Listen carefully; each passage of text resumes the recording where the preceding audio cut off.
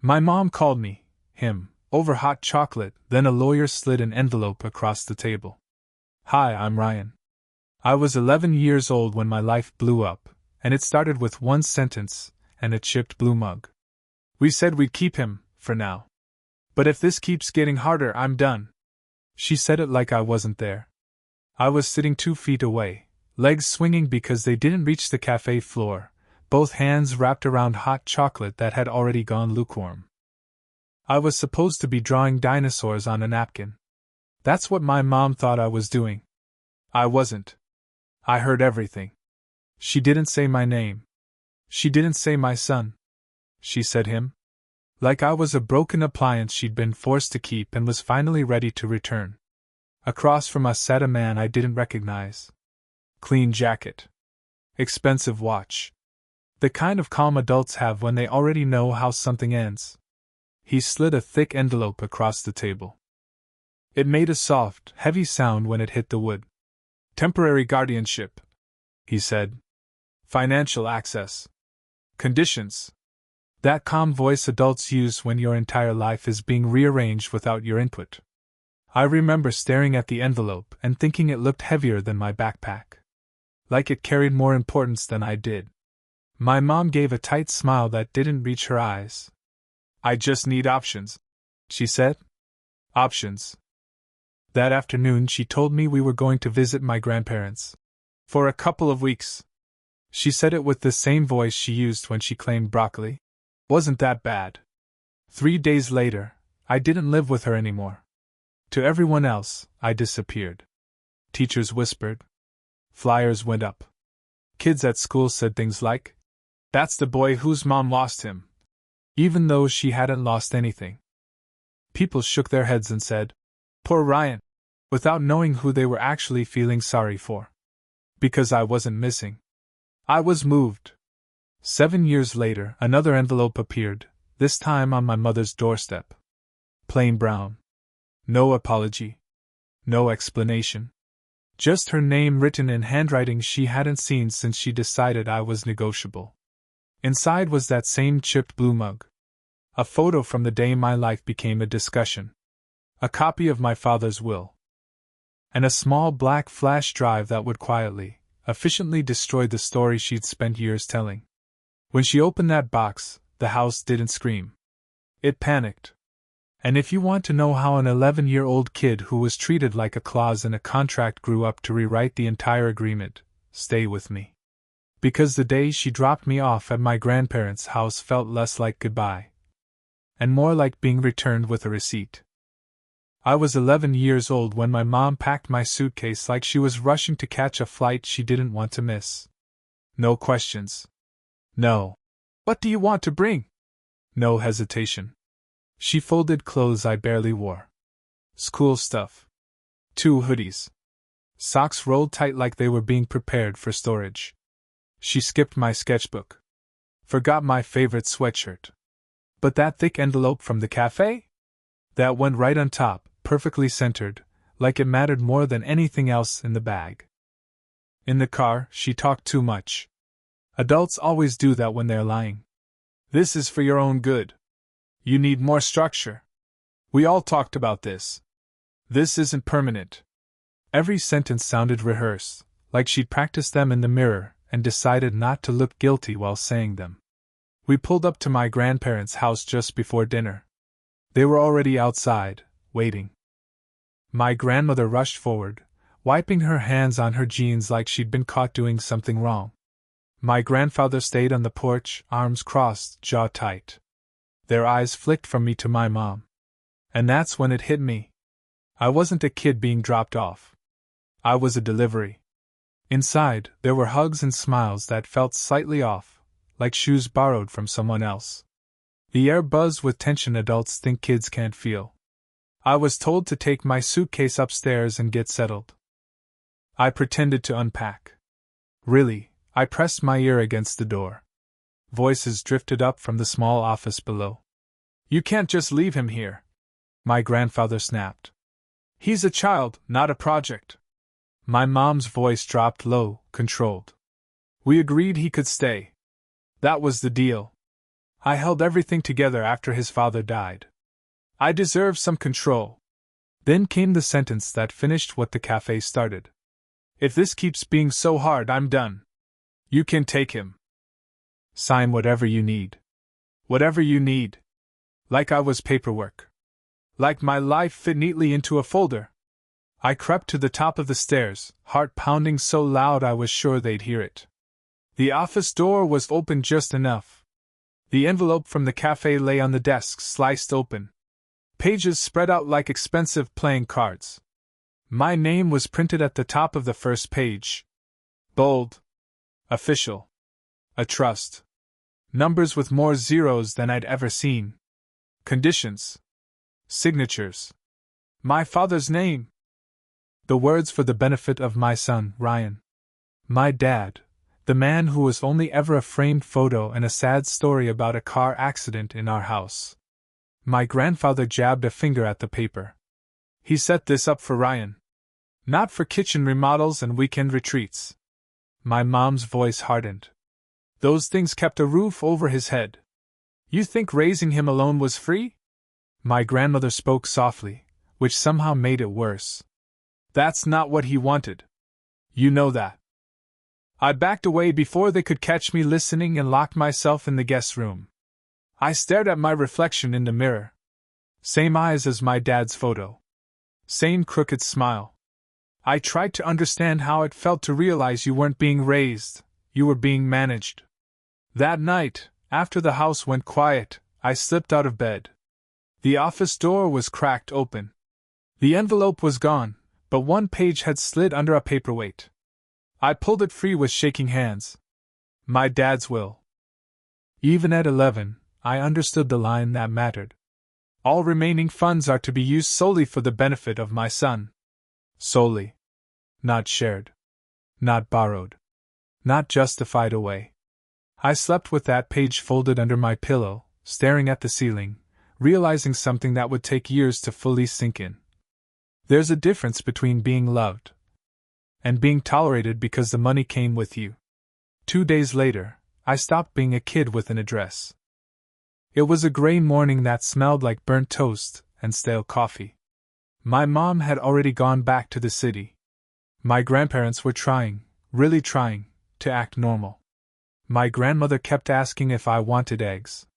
My grandfather read the same newspaper page 3 times.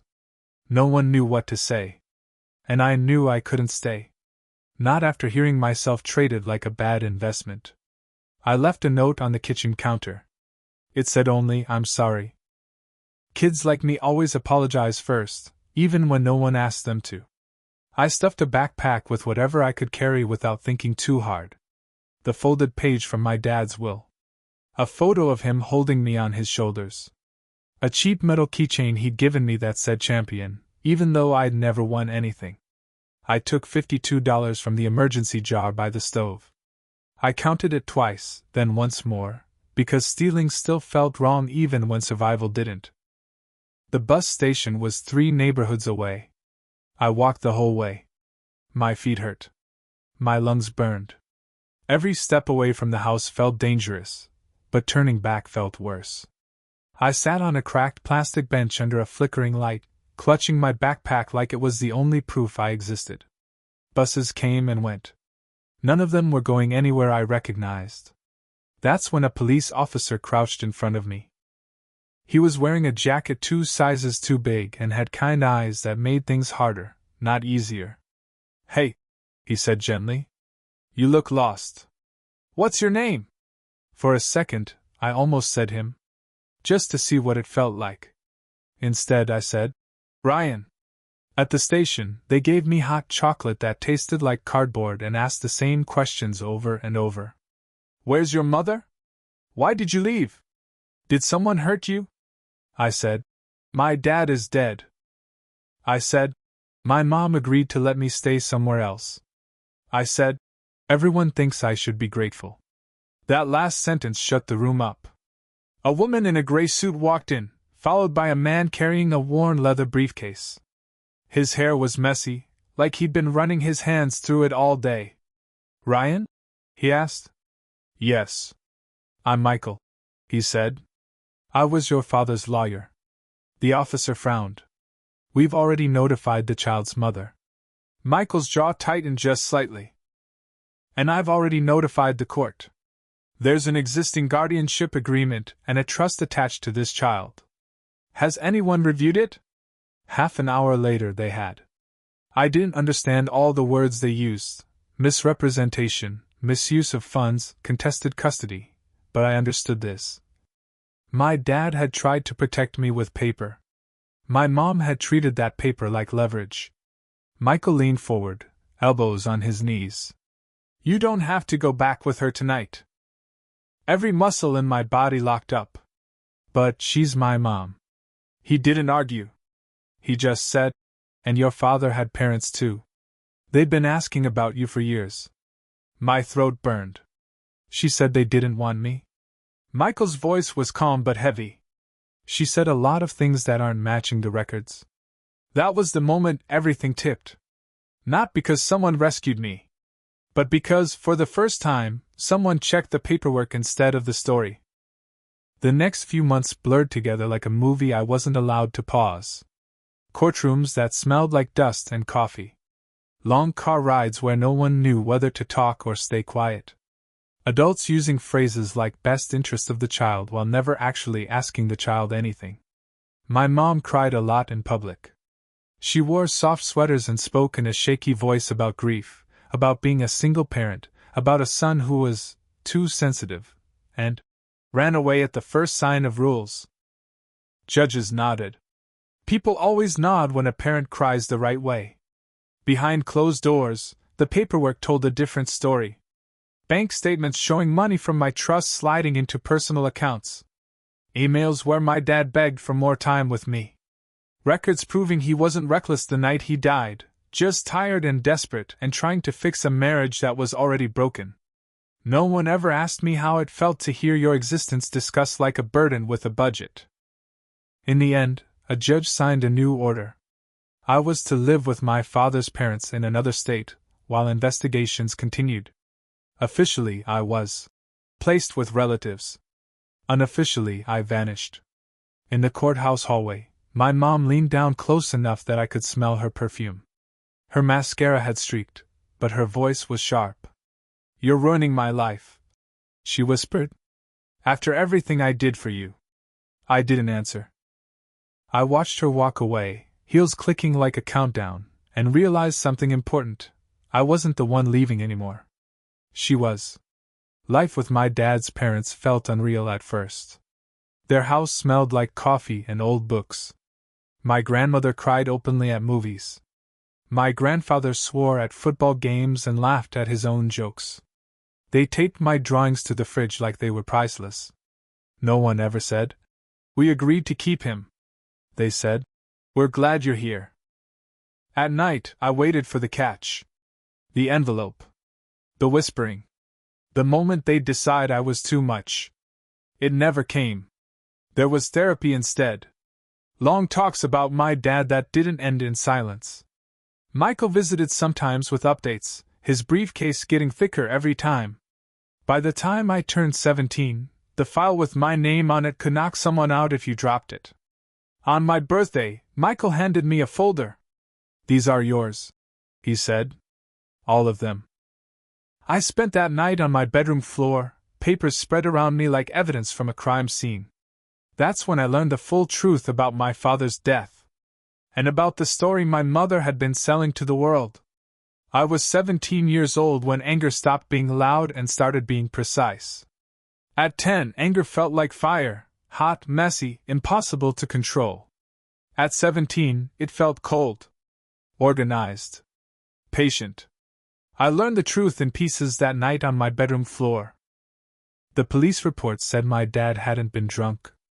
The toxicology results were clear. The crash wasn't reckless, it was rushed. There were emails too. Messages where he begged my mom to answer her phone. To let him pick me up. To stop telling people he was unreliable. He wasn't circling bars the night he died. He was circling her. Trying to find her. Trying to fix things. Trying not to lose us. And then there were the bank statements. Page after page of transfers from an account labeled Ryan Trust into one with my mother's name on it. Renovations. Trips. Expenses that were always explained to me as things we can't afford right now. One line in a legal memo stuck with me. I read it 3 times. The primary custodian appears to be using the child's trust as leverage in emotional and financial disputes. Leverage. That was what I'd been. Not a son. A pressure point. A year later, I got into art school on scholarships, and what remained of the trust my father had left me. I learned how to turn feelings into images, how to hide meaning in shadows and lines. I took a digital elective by accident and fell in love with layers, how something simple could carry something dangerous underneath. By 19, I understood how QR codes worked, how websites could be hidden behind images, how a single link could travel faster than any rumor. One night, I watched my mother on a streamed panel. She smiled and said, "Kids think rebellion gives them power. Parents hold the real power." I paused the video. "No," I said out loud. "Not anymore." My revenge didn't start with rage. It started with a sketch. I drew the chipped blue mug from memory. The crack along the rim. The way my hands used to wrap around it like armor. Around it, I painted broken lines of legal text twisted into something sharp. I called the peace agreement. And then I hid something inside it. By the time I was 19, I wasn't angry anymore. I was methodical. Inside the painting, I embedded a QR code, clean, invisible unless you knew where to look. That code led to a private website Michael and I built together. No drama. No commentary. Just facts laid out like evidence on a table. At the top of the page, one sentence. This time, the whole story. We uploaded everything. My father's will. The toxicology reports. The bank statements. Court filings. Timelines. No emotional music. No accusations. Just highlighted lines and dates that spoke for themselves. The narration was done by one of Michael's colleagues, neutral, calm, the kind of voice people trust when they don't want to think about bias. At the end of the video, there was a short clip of me sitting at a table. The chipped blue mug was in front of me. "My name is Ryan," I said. "When I was 11, my mother told someone, we agreed to keep him." What she never mentioned was everything written between those words. That was it. No tears. No shaking. Just truth. The site had a second section, locked behind a password. Only a few people got it, my grandparents on both sides, my uncle, my mother's publisher, and the ethics board connected to her work. That folder contained raw audio, including the last voicemail she left my dad. Her voice was tired. Irritated. Sharp. "If you cared about us, you'd be here instead of chasing your clients. Maybe we don't need you. Maybe he's better off without you." Minutes later, the timestamp of the crash. I listened to it once. Then I told Michael to lock it away. The physical part came next. We found the same mug online. Apparently it was considered vintage. Now. My grandmother scanned the old cafe photo of me, feet swinging, chocolate mustache and all. I printed the relevant page of my dad's will and highlighted one sentence. I wrote a single line on top. "This was the agreement you never kept." Everything went into a plain brown box. No apology. No explanation. Just my mother's name and address. On the lid I wrote, "We agreed to keep him." Do you remember what that cost? We mailed it on a Monday. By Wednesday, the story she built started collapsing. By the time we reached my mother's neighborhood, the collapse was already in motion. I didn't need to check social media to know. My phone was vibrating nonstop with notifications from the monitoring inbox Michael had set up. The link was being opened, over and over again. Media offices. A hospital network. A publishing house. My grandparents sat in the front seats, hands clasped tight like they were bracing for impact. I sat in the back, holding a second envelope, thinner than the first, my heartbeat sinking with every turn of the car. The driveway was full. My mom's car. My uncle's old sedan. Another car I didn't recognize. Voices leaked out onto the sidewalk. The front door was half open. Inside, the house looked exactly like it always had, perfectly arranged, magazine ready. Only now the illusion was cracked. Papers covered the coffee table. Printed emails. Screenshots. Copies of my dad's will. The mug lay on its side, coffee spilled like a stain no one could scrub out.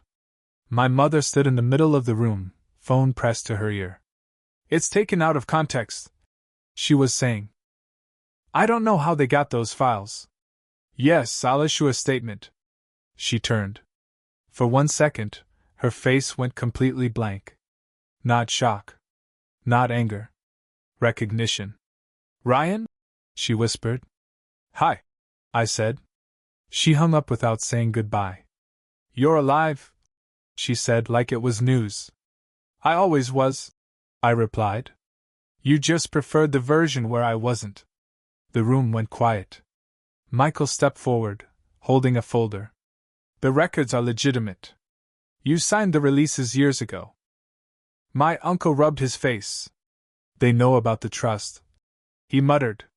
My mother's voice sharpened. "Those records aren't public." "They are now," Michael said. She turned to me, eyes bright with fury and something close to fear. "You're destroying me. My career. Everything I worked for. For years," I said. "You built a career on a story where I was the difficult child who ran away. I'm just returning the missing chapters." She sank onto the couch. "So what happens now?" she asked quietly. I placed the second envelope on the table. "This," I said, "is a statement. You can sign it or not. It admits what you did with the trust and corrects what you said about my dad." Her fingers hovered over it. "And if I don't?" I met her eyes. "Then the truth keeps moving without you." For the first time, she looked small. And for the first time, I didn't feel responsible for that. She signed it. Not right away. Not with drama. Just quietly, like someone realizing the room has no exits left. The legal fallout didn't explode the way movies promise. It unraveled. Slowly. Professionally. Ruthlessly polite. My mother stepped down. To focus on personal matters. Her publisher paused future projects. Boards issued statements full of soft words that meant we're done. No one interviewed me. No headline said son exposes mother. The world doesn't reward truth with fireworks. It rewards it with silence and consequences. The trust was restored. Every dollar accounted for. Paper moved the way paper always does, late, heavy, undeniable. Michael called me into his office one afternoon and slid a final folder across the desk. "It's finished," he said. "Legally." A week later, a letter arrived at my grandparents' house. From her. She didn't ask for forgiveness. That surprised me. She wrote about fear. About grief. About how easy it was to believe her own version once people applauded it. At the end, she wrote, "If you ever want to talk, I'll be here. If you don't, I understand." For the first time in my life, the decision was actually mine. I folded the letter and put it in a box with my dad's will, the cafe photo, and the old keychain. Not as a shrine. As an archive. In art school, I started a new series. Large canvases based on contracts, custody forms, leases, documents that decide lives while pretending to be neutral. In every piece, there's a child somewhere. Sometimes obvious. Sometimes hidden in the margins. I called the series Fine Print. At my first small gallery opening, a man stood in front of one painting for a long time. Finally, he said, "It feels like someone is trying to crawl out of a document." I told him, "That's because someone is." Sometimes, late at night, I still dream about the cafe. I'm 11 again. Feet swinging. Hot chocolate cooling. My mom saying, we agreed to keep him. But now, in the dream, I'm not alone. An older version of me sits across the table and says they agreed on their terms. You didn't agree at all. I wake up in a quiet house that chose me. A place where we means belonging, not negotiation. If you've ever felt like your life was discussed without you in the room, like love came with conditions you never signed, this is what I learned. Walking away from the table isn't weakness. Sometimes, it's the first real choice you ever get to make.